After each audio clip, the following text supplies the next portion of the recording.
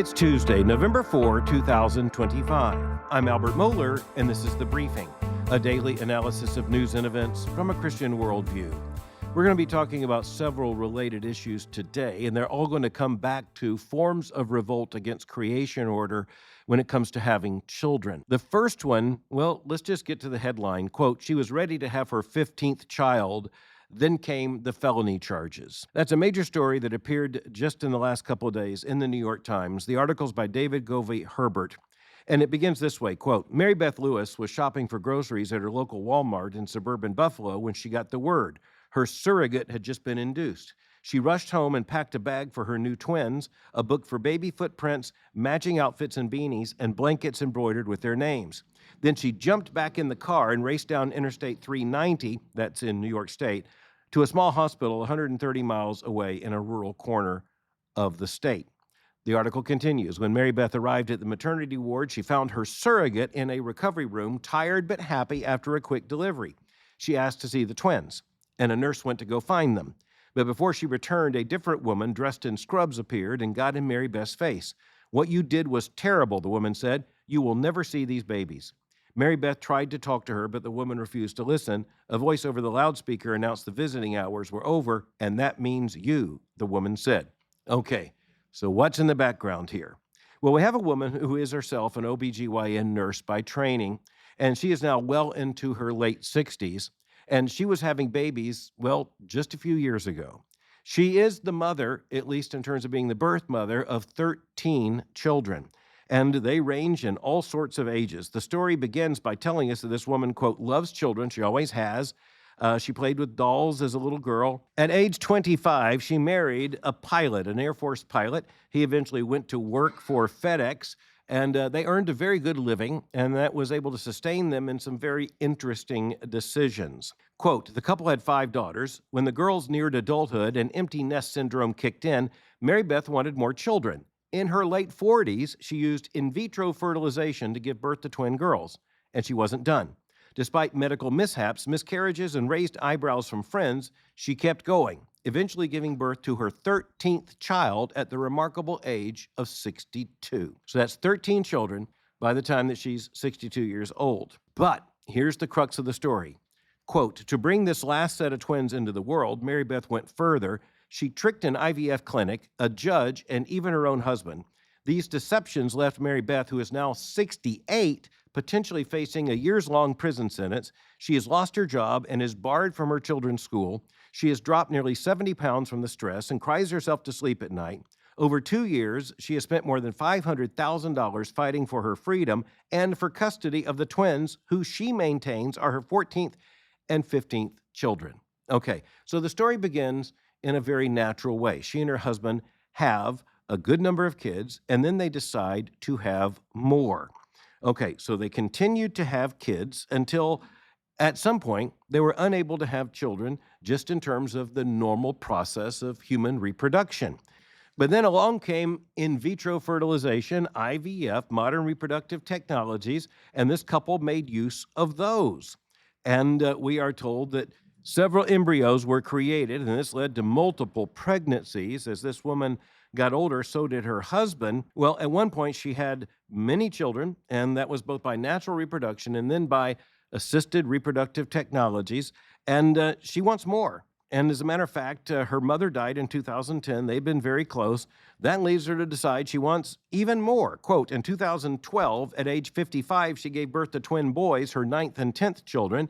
Quote, as she was being sewn up in the delivery room, a nurse rolled the bassinet into the hallway, and Mary Beth heard the Lewis girls scream with joy, that's the older girls, as they met their new brothers. Quote, as more children arrived, she needed help. She leaned on her adult daughters, and one of the older daughters says, quote, we could never be 100% sure she was done having kids, because she'd say she was done, and then she'd be like, surprise! Okay, so the surprises just get more bizarre. And it eventually comes to the point that she is using the embryos that have been produced by IVF technology, even without her husband's knowledge. Then in 2016, she wanted another baby, quote, but she was out of embryos. The New York Times then says, quote, she bought donor sperm and donor eggs and created a fresh batch. The children would not be genetically related to either Mary Beth or Bob, but that didn't bother her. She would carry them herself and raise them as Lewis's. We're then told that she worked in an OBGYN clinic as a nurse. Quote, that December, Mary Beth gave birth to her third set of twins, the family's 11th and 12th children. The new mother was 59. Okay, the story's not over. And we're also told that only 1,200 American women in their 50s gave birth in 2023. So let's just stop for a minute. Only 1,200 American women gave birth in their 50s in 2023? Clearly, this is not nature at work. This is something that is unnatural. This is not in keeping with creation order. This is, in its own way, a revolt against creation order. And the clearest tell or sign for us in this is the use of IVF technology. But the story just gets even more bizarre. You wouldn't think that it could. We are told that by the time she reached the late 50s, quote, she was pushing the furthest reaches of geriatric motherhood. All right. Her friends are asking more questions. Quote, for years they had congratulated her with each new pregnancy, even as their own lives transitioned to doting on grandchildren and preparing to retire. One friend said, quote, that's what she wanted and that's what made her happy. But now the curiosity is getting stranger. Quote, if she's that staunch of a Catholic, then if God was done having her have babies naturally, why not stop rather than go this route of fertilizing? Well, then later we are told that on Easter morning in 2019, Mary Beth and Bob, quote, gathered 11 of their 12 children in the foyer of their home. Mary Beth handed each of them a plastic egg. The Lewis children ranged in age from 2 to 35. When they cracked open the plastic, they all found the same note, we're expecting. The next line is precious. Quote, I was really confused, said one of the daughters. And we are told then that the mother in this case was carrying her 13th child. Another daughter said, all of us were shocked. The younger ones were excited. Us older ones were like, this is not going to end well. Another one of the daughters was furious because after all, they were having to do a lot of the work with these younger siblings. And you know, that's natural in a natural family, but it's not natural for this to go on while the parents are in their late 60s. Okay, as the article says, the older children, and they were daughters in this case, were upset because the mother had, quote, gone and unilaterally signed them all up for another tour of diaper duty. Okay, some of them are actually becoming mothers themselves, quite naturally. That's the normal thing. Okay. Things are going to get even more strange. As the husband said, when Mary Beth knows what she wants, she is going to get it. Okay, get this. There's a new pregnancy. Quote, Mary Beth had gone behind his back and secretly implanted 2 more embryos with one taking. All right. So we're told that Bob just basically at this point went along with it. Whatever Mary Beth wants, you can see Mary Beth gets. But clearly, this was a very strange situation. Mary Beth turned 65 and, quote, felt a familiar urge. Okay, so we are told that the Lewises, quote, were paying $50 a month to keep their last few embryos frozen at this fertility clinic in Syracuse. The article states, quote, if born, those children would not be genetically related to Mary Beth and Bob, but they would be the full siblings of their 3 youngest children who all came from, quote, the same IVF batch. Quote, even couples who do not believe that an embryo is a human life can be uneasy about its destruction. This is the New York Times reporting. That's very significant in moral and worldview terms. Even couples who do not believe that an embryo is a human life can be uneasy about its destruction. As a Christian, what does that tell us? It tells us that they actually know something about the moral status of those embryos. They may want to deny that they know it, but their actions prove that they do know it. That's why they are, and I think the word here is very weak, but it's still morally telling. They are uneasy. Okay, so in this case, Mary Beth visited her own OBGYN, asked about implanting 2 more embryos, and the doctor finally said no. As the New York Times says, the doctor was adamant, no more babies. All right, so remember, we're talking about a married couple, Mary Beth and Bob. Bob opposed donating the embryos to another couple, but when it came to Mary Beth, she wanted, quote, to bring the children into the world by using a surrogate. She contacted an organization known as RITE, R-I-T-E Options, a surrogacy agency, And that agency located a young woman in the area in New York State, quote, who was interested in being a gestational carrier, end quote. So you'll notice the change of vocabulary there. You go from surrogate, which frankly is a pretty straightforward statement. It tells you what the contract's all about. Then you have it dressed up in the euphemism of gestational carrier. Quote, Mary Beth also hired a New Jersey-based reproductive attorney named Melissa B. Brisman, whose professional letterhead was topped with a silhouette of a crawling baby. She hired the attorney to handle the surrogacy contract. Okay, this is going to be really expensive. They're going to pay $49,000 to the surrogate, plus a $7,000 bonus if you have twins. They had to cover the surrogate's health, life insurance, attorney fees. They also had to pay $3,500 as a hazard bonus if the surrogate mother required a C-section. They had to pay $200 a week for breast milk. In all, we are told the process would cost more than $160,000. Okay, we're also told they could afford it. In retirement, the retired pilot brings in $200,000 a year and Social Security from pensions. Mary Beth still earned $92,000 a year as a nurse practitioner. They had $2 million in a 401k account. And then the story, as I say, hold on, it gets more bizarre. Bob initially went along with the surrogacy plan, according to Mary Beth. He denies this. Quote, whatever Bob knew, he soon staked out a definite position. 13 kids were enough. But she had a different plan. And once she brought out the embryos again, Bob got angry and said, quote, I don't want anything to do with them. And so she decided to take action. She decided that she was going to avoid the destruction of the embryos by hiring this surrogate and going without Bob's knowledge. And so she actually committed, at least according to this, what can be understood as fraud by posing as her husband as well as herself in order to move forward with this contract. There were other things too, because once you get into this kind of pattern, well, all kinds of things then fall in line. You have to keep the story. And so, as it turns out, it became a very complicated situation. Mary Beth did not tell Bob, her husband, about this situation until an errant bill came to his attention, and then all of a sudden he discovered what was going on. As you can imagine, he wasn't happy about it.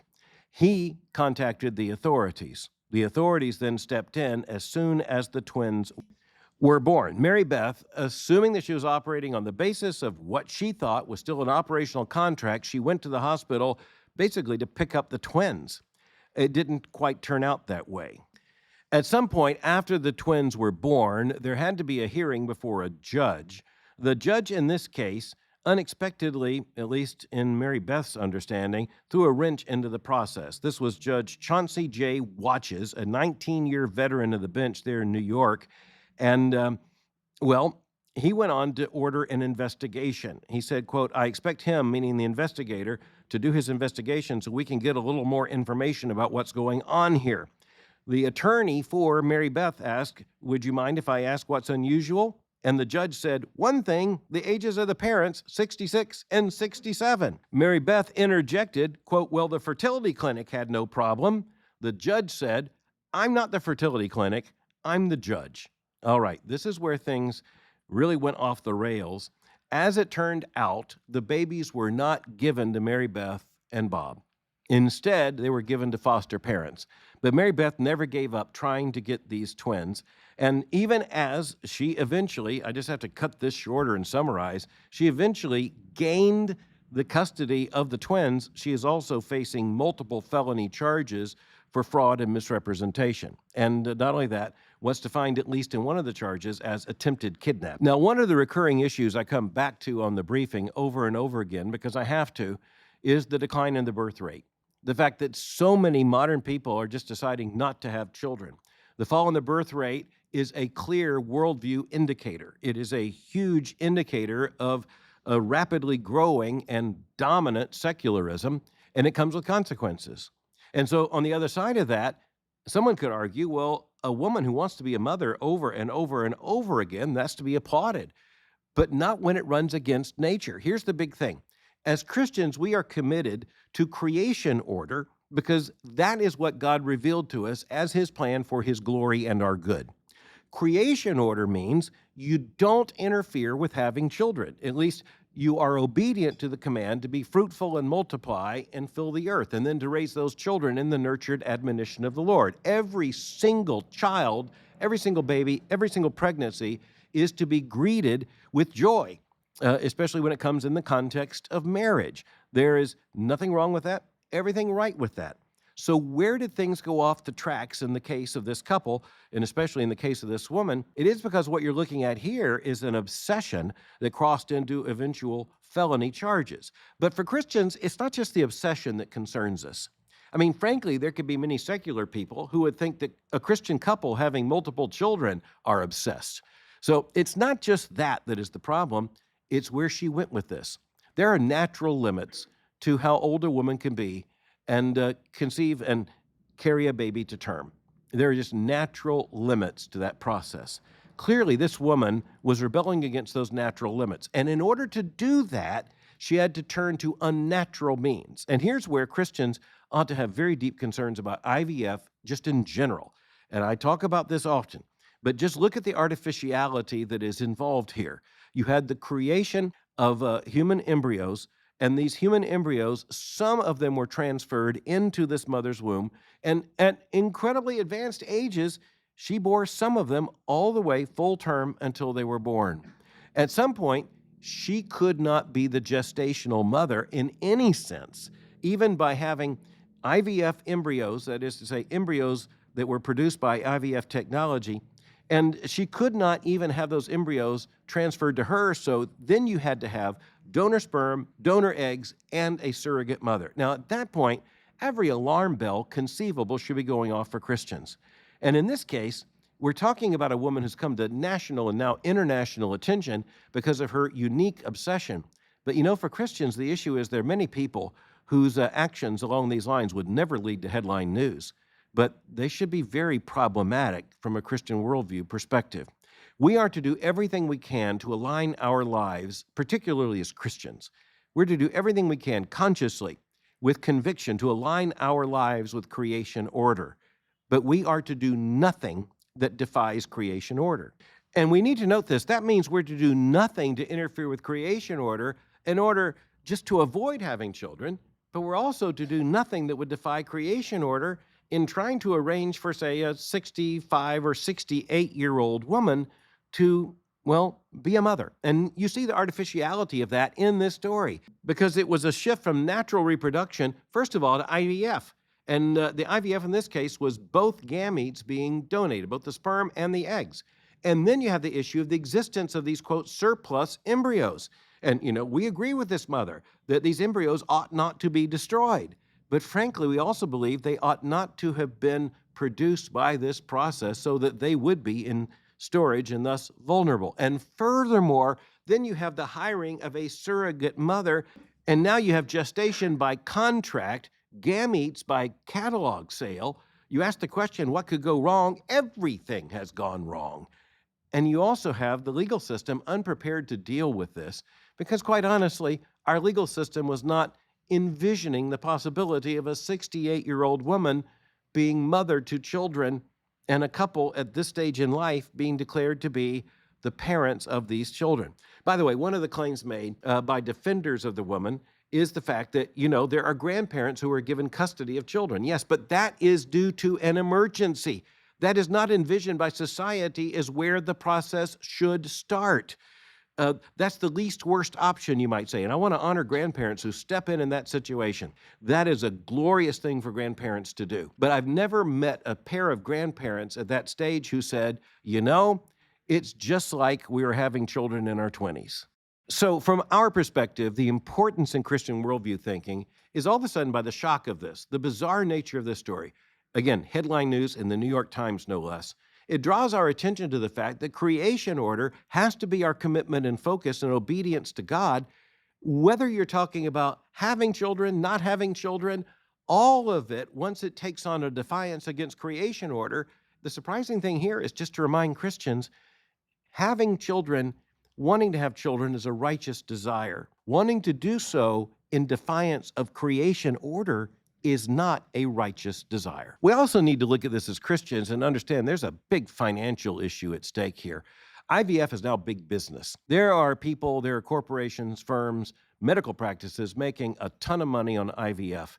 And quite frankly, it's an industry that subverts human dignity at virtually every stage. And then, ironically and tragically, in the name of providing hope to couples and having children. But as I often say, if you look at the client list for those organizations, you really can't, with a straight face, suggest that that client base is made up exclusively of married couples.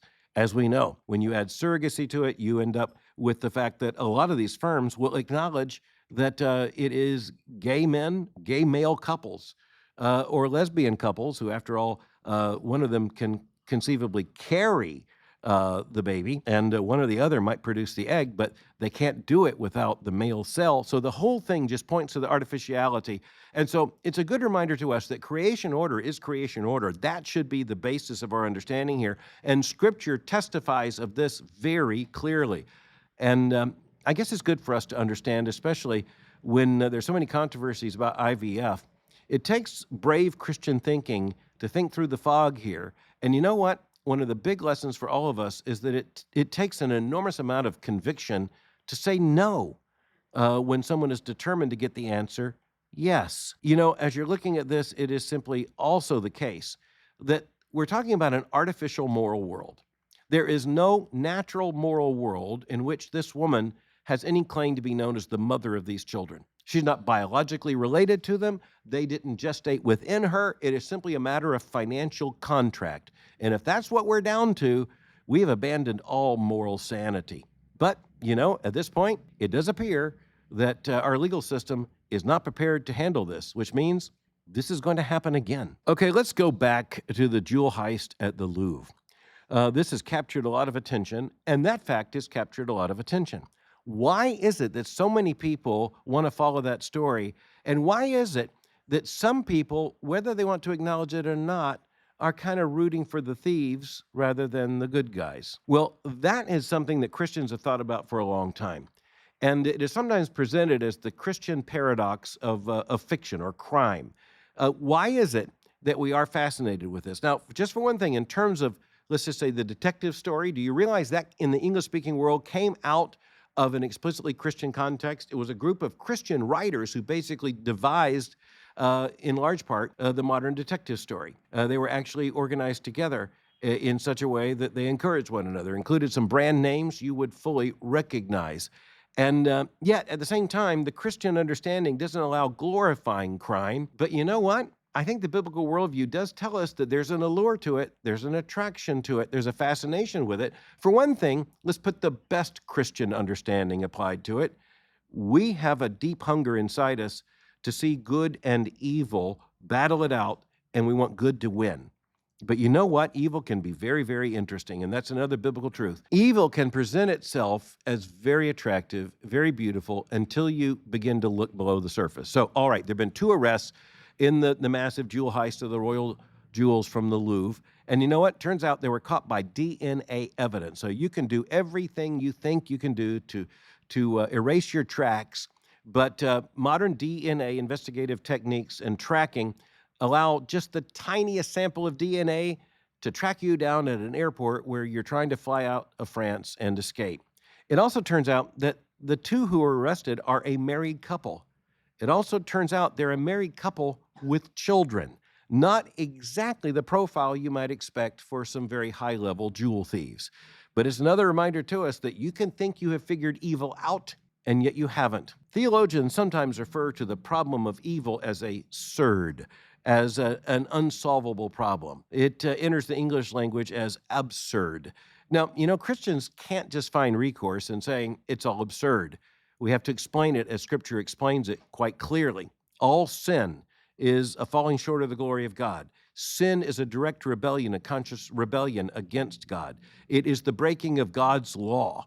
And that's exactly what we see here. And yet, as we investigate our own hearts, we have to admit it is interesting. Here we are in the briefing talking about it again. But we as Christians have to make sure we think about it and talk about it as Christians. We cannot glorify crime or criminals. We can, however, say, you know, a real-life crime story like this does reveal good and evil in the society all around us. And it also tells us that when you have the The battle between good and evil, sometimes evil's going to show up in a very unexpected guise. A married couple with children, who, by the way, no doubt thought they had pulled off, along with its believed other accomplices, the crime of the century, only because of DNA evidence, which authorities said may have come even in the form of a sneeze. That'll make you think. All right, this is election day in some parts of America. In the states of Virginia and New Jersey, voters are going to be electing new governors, and let's face it, all eyes right now are on New York City.